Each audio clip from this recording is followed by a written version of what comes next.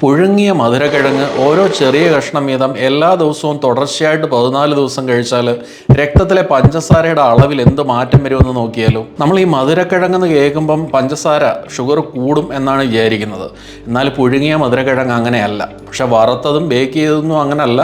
അതിന് glycemic index കൂടുതലാണ്. പുഴുങ്ങിയ മധുരക്കിഴങ്ങിന് ഗ്ലൈസെമിക് ഇൻഡെക്സ് കുറവാണ്. ഒരു 44 മുതൽ 50 വരെയൊക്കെ മാത്രമേ ഉള്ളൂ.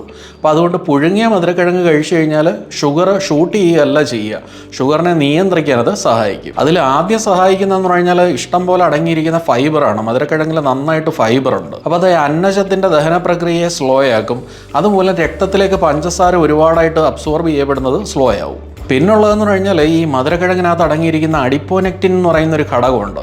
അത് നമ്മുടെ ശരീരത്തിലെ ഇൻസുലിൻ്റെ പ്രവർത്തനത്തെ മെച്ചപ്പെടുത്താൻ സഹായിക്കുകയും ചെയ്യും. പിന്നെ പ്രത്യേകം ശ്രദ്ധിക്കേണ്ട ഒരു കാര്യം എന്ന് പറഞ്ഞാൽ ഇതിൻ്റെ ക്വാണ്ടിറ്റിയാണ്. ഒരു ചെറിയ കിഴങ്ങ് മാത്രമേ കഴിക്കാൻ പാടുള്ളൂ. ഒരു 100-150 ഗ്രാമൊക്കെ വരുന്ന ഒരു ചെറിയ കിഴങ്ങ് അത് പുഴുങ്ങി മാത്രമേ ഡെയിലി കഴിക്കാവൂ. അതൊരു 14 ദിവസം കഴിക്കുകയാണെന്നുണ്ടെങ്കിൽ ഷുഗർ കുറയുകയാണ് ചെയ്യുക. അമിതമായിട്ട് കഴിച്ചാൽ കാർബോഹൈഡ്രേറ്റ് എല്ലാം കൂടെ ഒരുപാട് അകത്ത് ചെല്ലും, എന്നിട്ട് ഷുഗർ കൂടുകയും ചെയ്യും.